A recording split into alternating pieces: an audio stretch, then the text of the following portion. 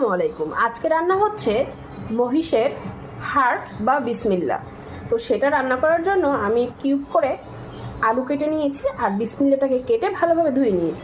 এখানে আমি সরিষার তেল ভালোভাবে গরম করে নিয়ে শুকনো মরিচ ফোড়নে দিয়ে দিয়েছি এবং গরম মশলা, এলাচি, দারচিনি এবং তেজপাতা, লবঙ্গ। এবার এটাকে খুব ভালোভাবে একটু ঠান্ডা করে নিব। পরিমাণ মতো লবণ ব্যবহার করছি, গুঁড়ো মরিচ পরিমাণ মতো এবং হলুদও দিব পরিমাণ মতো। বাবা বেঁচে থাকতে আর আমি যখন ছোট ছিলাম তখনই মহিষের মাংস খেলাম, আর এই আমার যখন এখন অনেক বয়স হয়ে গেল আর বাচ্চারাও বড় হয়ে গেল, এবার বাচ্চাদের নিয়ে মহিষের মাংস খাচ্ছি। এটাও খাওয়াচ্ছে এক বাবা, মানে আমার আঙ্কেল।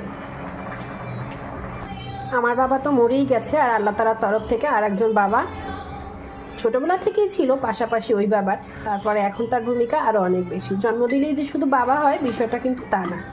বাবার দায়িত্ব পালন করলে এবং বাবার মতো ভালোবাসা দিলে সেও কিন্তু বাবাই।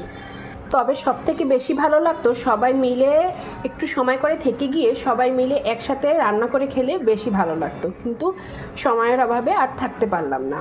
রসুন বাটা, জিরা বাটা এবং আদা বাটা দিয়ে দিচ্ছি, খুব ভালোভাবে মেখে নিব। এবার যে এখানে তেলটা গরম করে রেখেছিলাম ওর মধ্যে পরিমাণ মতো পেঁয়াজ কুচি দিয়ে দিচ্ছি। আপনারা চাইলে পেঁয়াজ বাটা দিয়েও রান্না করতে পারেন। তো হচ্ছে আমার মামার আর আমার বাচ্চাদের জীবনে তার ভূমিকা অনেক বেশি, তার ভালোবাসা আমার বাচ্চারা অনেক বেশি পায়। তো হচ্ছে এই পেঁয়াজটা দিয়ে এই যে মেখে রাখা মাংসগুলো এখানে দিয়ে দিব।